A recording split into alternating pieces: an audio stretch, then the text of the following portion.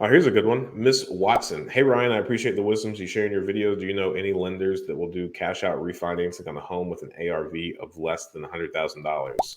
Yes, there are a significant amount of them, and they generally are local credit unions or regional banks. So, lending is one of those things where you can call 10 different banks and get 10 different criteria that they hold themselves to, right? So, there are two important distinctions to make here.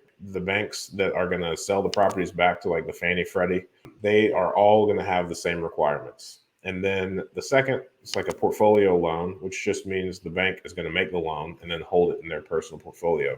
When banks do that, they have the authority to lend out money to their own liking, right? So they are going to have their own rules. There's not going to be this nationwide kind of governance over the minimum ARV or the minimum loan to value. It's whatever that bank decides to do.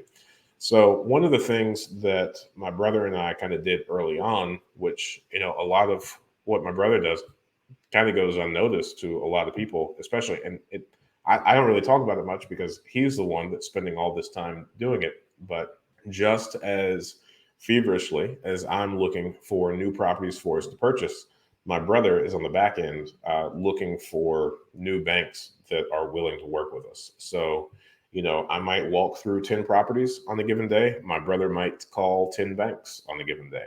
So it's hard work to find a bank that's willing to work with you and willing to finance the type of property that you're interested in purchasing.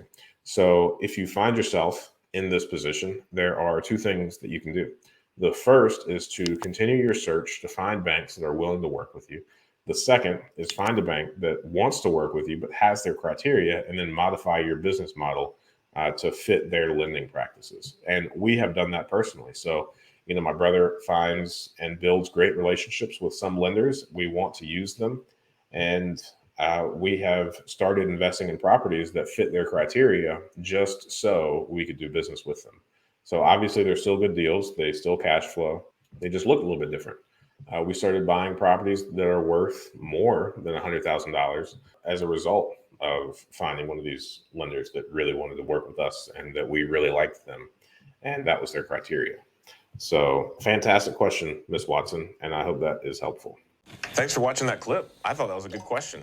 And I think you can ask good questions too. Join us every Friday morning at 8 a.m. Eastern Standard Time for a live stream Q&A where we answer plenty of questions just like this one. In the meantime, consider subscribing to the channel if you want more of this content.